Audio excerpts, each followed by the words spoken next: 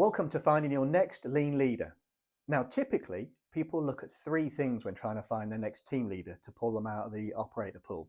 These are necessary but insufficient. They look for a good operator, somebody who's strong online. That's always a useful thing, but managing and leading a team is a different skill. Or they look for somebody who's reliable, tip up every day, do a good job. Again, necessary but insufficient. Won't help them to lead and marshal a team. Or they look for a long-serving person. It's their turn. They've earned the right.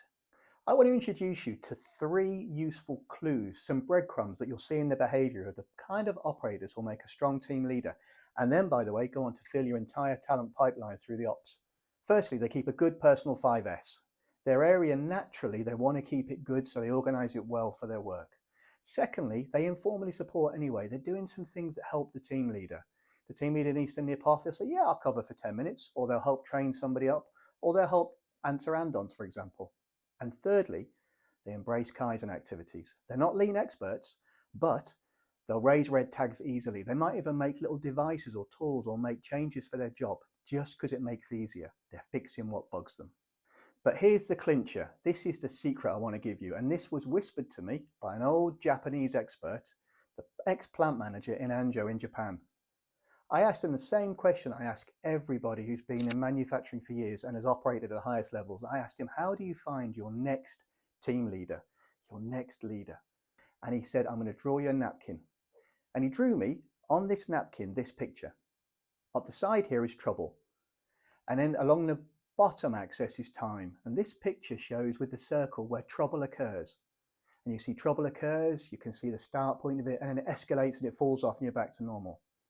His point was the best team leaders he and Toyota Group, for example, have worked with are the team leaders where they recognize, they know when trouble's about to occur, the early points. And he said, I'm looking for operators online who are happy to talk to anybody who comes online, from maintenance, quality, materials, anywhere, engineering. They're curious, they ask them about stuff, and they're building relationships so that by the time they are a team leader in 5 years' time, 3 years' time, they have those relationships and people will come to them and feed them information that avoids trouble. That is his secret for finding a team leader, and I've used it ever since. So that's the secret sauce. Fundamentally, you're after three attributes as well for a team leader. Firstly, they are able to be developed. They have the capacity to be developed. Secondly, they have a willingness to learn. They want to expand their skill set. They're not happy with where they are. And thirdly, they have a willingness to lead. They want to lead their team. Get those three and the napkin and you're sorted. And you're not after perfect here. You're not looking for somebody who's a finished article. You're just after the right shoots of behavior.